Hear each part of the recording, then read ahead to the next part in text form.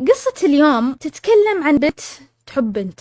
اوكي دقيقة، في كثير ناس ما يحبون هذه القصص، اللي بنت تحب بنت، ولد يحب بلد، اعوذ بالله، وانا منهم. وللأمانة والله العظيم كل ما اشوف قصة كذا قشعر ويجيني كمية قرف ما هي طبيعية، ودي أمسكهم وأصقع بروسهم في الجدار. لكن لو تلاحظون وتفرون في قناتي ما راح تلاقوا أي قصص زي كذا، إلا قصة واحدة نزلتها يمكن قبل فيديوهين ما أفتكر، بس كانت عن سحر واحد، فعشان كذا صار الشيء هذا. لكن ما يمنع أني أنزل شيء زي كذا إذا كان في عظة وعبرة، وكانت النهاية جدا جدا جدا حلوة وفيها نصيحة واستفادة للكل. طبعا أنا حابة غير أني أنا أقدم لكم محتوى يكون فيه نصيحة في الأخير. ما أنكر أن كثير من اللي تابعوني لسه في المراهقة ولسه صغار، ولا أنكر أنه في ناس كثير صغار مو فاهمين الأشياء الحرام الحلال، فما بيكون في إشكال لو تطرقنا لشيء بعدين نصحنا عنه، منها تستمتعون أنتم بالمحتوى ومنها الغير يستفيد. ما نقدر نتجاهل أنه هذا الشيء صاير وموجود في حياتنا، مو بالضرورة في حياتنا الشخصية لكن في المجتمع، وفي ناس تجاهر فيه وفي ناس ربي ساتر عليها وهي ساترة على نفسها. وأنا ما أنقي أي قصة فيها ذا الشيء،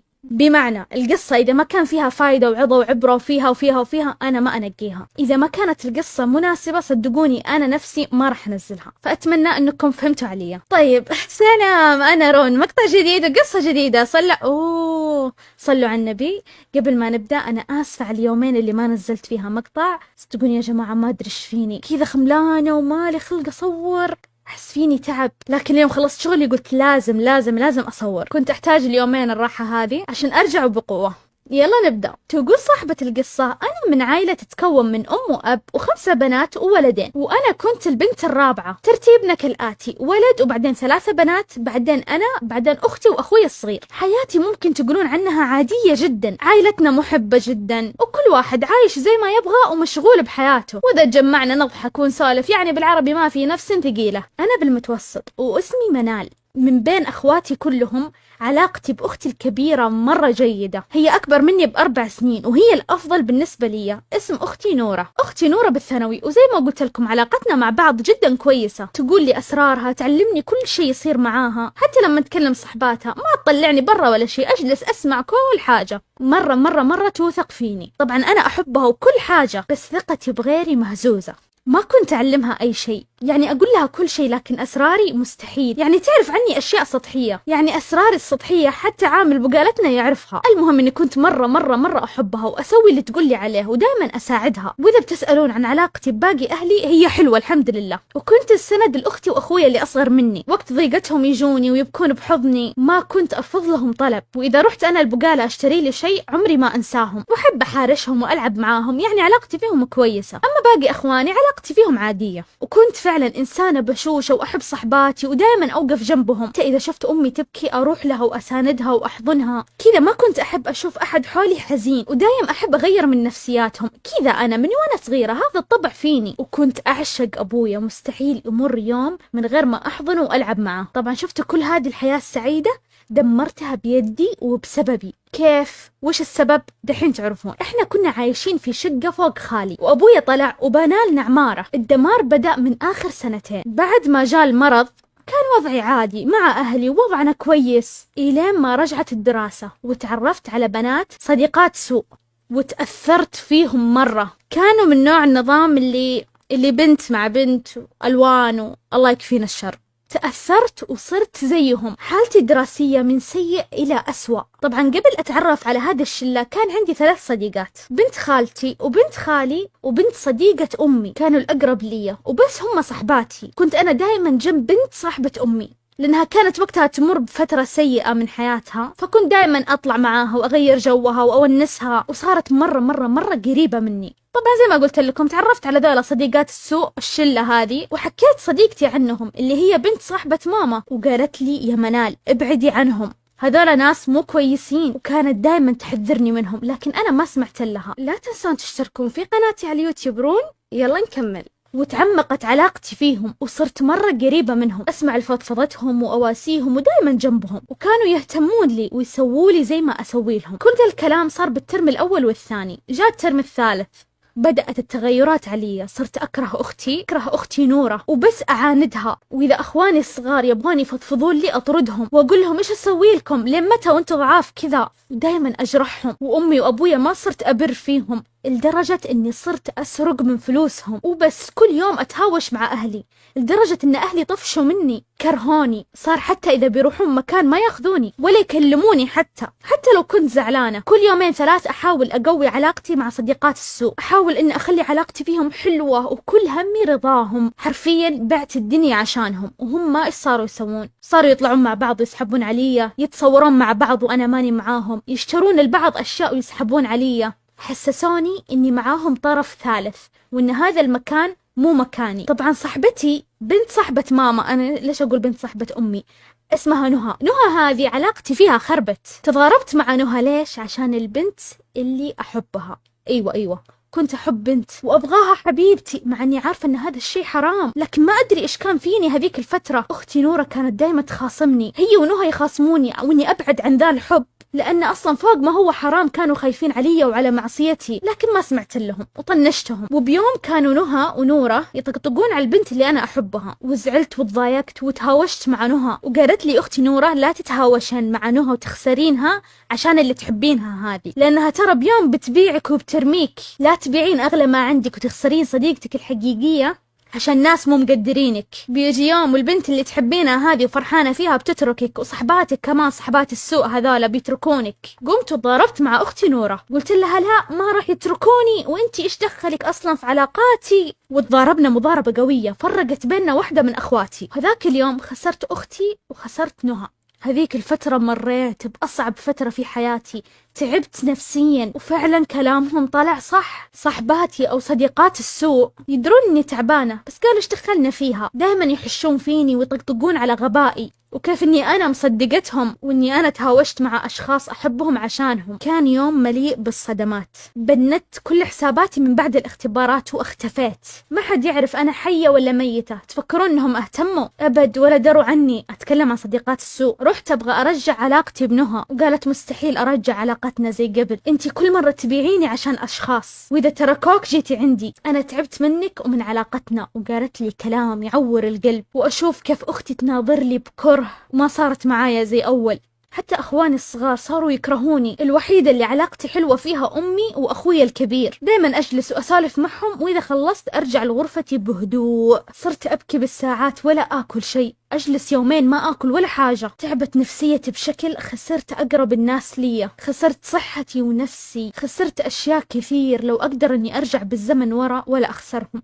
أنا فعلا ندمانة وتبت، وقلت لأمي بنقل مدرسة بعيدة عن صحباتي ولا أبغاهم يلقوني. سويت حسابات جديدة، غيرت من نفسي، سويت شعري، صبغت، عدلت، أبغى نفسيتي تتغير، لكن أبدا نفسيتي زي ما هي، ما تحرك منها شعرة واحدة. علاقتي بأختي نورة جالسة ترجع لكن مو زي قبل. طبعا أنا رحت لأختي نورة وقلت لها أني أنا أبغى أرجع علاقتي بنهى. قالت أختي نورة لا خلاص، تعبت البنت بغبائك، كل يومين تبكي بسببك، المتى بتجلسين كذا؟ خلاص انتي خسرتيها، خلاص اتركي البنت في حالها، وخلي اللي بعتينوها عشانهم يعوضونك. ودفتني ومشت. كلامها عور قلبي، حسيت ان في سكينة انغرزت في قلبي. نهى صاحبة قلبي، تفهمني ودايما تبعدني عن الخطأ، ونفس تفكيري، تفهمني وافهمها، ابغاها في حياتي، هي صاحبتي ودي نرجع زي قبل وافضل. لا بس خلاص، حسيت اني خسرتها نهائيا. كل مرة اقول بحافظ عليها ألقى نفسي أرجع أضايقها. كرهت كل شيء، خلاص قررت قرار نهائي إني أبدأ من جديد. وزي ما قلت إني غيرت بشكلي وبحساباتي، وأحاول أرجع علاقتي بأخواني، بعيش من جديد لوحدي. بس أحس إن هذا درس لي، انصحوني إيش أسوي. نهى رافضة نرجع، وقالت إذا بنرجع علاقتي فيك سطحية، ولا برجع نهى اللي تعرفينها. فعلا ضغط نفسي، انهدمت علاقاتي، خسرت كل شيء، أنا حتى خسرت نفسي. بس طايحة بالسرير أبكي وأبكي، عاجزة لنفسي، عاجزة أقوم، طيحة قوية. تعبت من وضعي ذا، لحد يسبني ويقول تستاهلين، وربي إني ندمانة قد شعر راسي. طبعا في شيء متعب نفسيتي زيادة، هم أهلي، أمي وأبويا على حافة الطلاق، أنا ما عندي أي أحد يسندني ويقويني، أنا طايحة، علاقتي بنهى، وضع أهلي خلوني أطيح زيادة. تعبت بشكل مفجع، ورب النعمة الأكثر من مرة أفكر بالانتحار. تعبت من كل النواحي، أنا لسه بعمر صغير، عمري ما تعدى 14 سنة، أشوف مشاكل أهلي وعلاقتي تنهدم. طبعا أنا على تواصل مع 2 من الشلة الفاسدة، دايما جنبي وقريبين مني، حتى لما اختفيت شهر فجروا جوالي ودقوا على أمي يسألون عني. فترة الاختبارات النهائية أدخل أختبر وأطلع، ما أتكي مع أي أحد، وأجي متأخر عشان ما حد يشوفني. من يوم تضاربت مع نهى وأنا نفسيتي مدمورة، محتاجة نهى بحياتي، وبندرس أنا وياها في نفس المدرسة، ودعواتكم علاقتنا ترجع وأعطوني حلول. انتهت القصة. الرأي الشخصي. شوفي يا طويلة العمر والسلامة، أول حاجة شوفي علاقتك بربك قبل ما تقولي لي انتحار. لا تفكرين بذا الشيء. انت المشكلة في عمر حساس جدا جدا جدا، عمرك حساس مرة. أحلى شيء بالقصة إن أنتي تبتي وعرفتي خطأك. شوفي خلي نهى على جنب، أنا الحين عتبي على أختك شوية. أوكي بتقولون ليش يارون من حقها، بس لما يكون في شخص قريب منك، يعني خلينا نقول أختي، لا إن شاء الله أعوذ بالله، بس مثلا يعني أختي طاحت بشيء زي كذا، بعدين عرفت إن هي غلطانة وتابت واعتذرت، المفروض إني أنا أسندها وأوقف جنبها. صح إنها بتنقرص وما بخليها في حالها، بقرصها، بس ما بجي أدقدق بالكلام، بقولها ترى أنتي سويتي كذا وكذا وكذا وكذا وكذا، شفتها ندمانة من جد، خلاص أقفل الموضوع وأمسك أختي وأسندها عشان ما ترجع للطريق ذاك. شخص غلط وعرف غلطه وتاب لربنا وجاي يستنجد فيني، ما راح أتركه. طبعا الأشياء اللي قلنا عليها بنت وبنت وما أدري، هذه للأسف منتشرة كثير في المدارس، حرام. بالنسبة لنهى، أنا حسيت من الكلام اللي مكتوب في القصة إنه مو أول مرة تزعلينها، زي ما قالت إنه كل مرة تسوين كذا، فمعناته إن أنتي جايبة العيد في الآدمية. فشوفي أنا أقول تكلمينها وتخلينها تسامحك، إذا هي مسامحتك خلاص خلي البنت، تقبل الأمر واقع، خلي البنت. واضح إنك أنتي مجننتها، الله يهديك ويصلحك. أنا صراحة أشوف كذا، يعني أنا أشوف أهم شيء إنها هي تسامحك، إذا كانت مسامحتك خلاص، وإذا قالت علاقتنا ترجع سطحية فرجعي معاها علاقتكم سطحية، إيش المشكلة؟ حبة حبة بترجعون إن شاء الله قراب من بعض. أهم شيء أنتي ما ترجعين تأذينها، لأنه واضح إن البنت مكسورة منك مرة. شببتي فيها يا منال، والله شكلك جبتي أم العيد.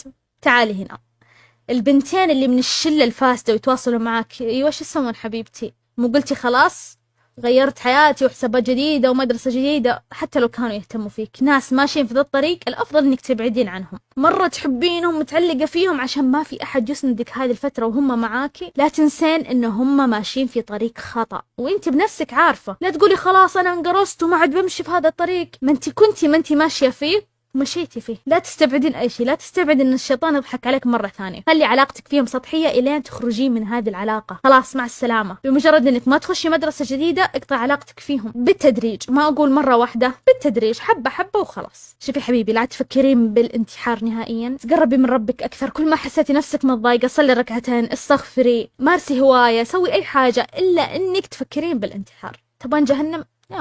أهدي شوية. وبالنسبة لموضوع أهلك، كل شيء بيصير قسمة ونصيب، واعرف إن كل البيوت هذه يصير فيها مشاكل، وياما ناس تصير معاهم مشاكل توصل حافة الطلاق ويرجعوا ما في أي شيء. كذا الحياة لازم تتذبذب، مرة حلوة ومرة مرة. حاولوا إنك تاخذين كل الأمور بروية كذا وبهداوة، تفكرين حبة حبة، وإن شاء الله تلاقين في الكومنتات حل يناسبك. زي ما قلت لكم يا جماعة، أي حل يكون عليه لايكات كثير حيتثبت بإذن الله. بعطيكم شوية صفات عن الصديق السام، يعني الصداقة السامة. إيش صفات الصديق هذا؟ أول شيء تنتقد تصرفاتك قدام الناس. 2 تحسسك إن عندك تصرفات مي كويسة ولازم تمشين على نصايحها واللي هي تحبه واللي هي تبغاه. 3 تحسسك إن كل اللي حولك سيئين. تحمل الصديق هذا إن يكون عندك أصدقاء ثانيين. 5 تكون عندها رأي لكل شيء، تفرض رأيها عليك. طيب رون، كيف نخرج من الصداقة السامة هذه؟ طبعا مرة لا تفكرون إنكم تتكون مع الشخص هذا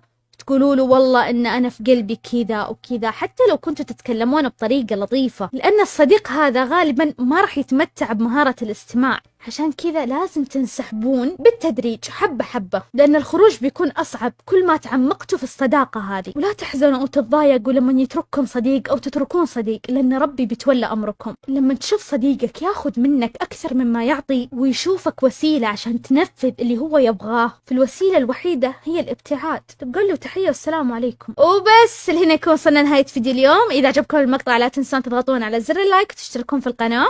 مواقع التواصل حقتي تحت في الديسكريبشن. كان معاكم رون، سلام.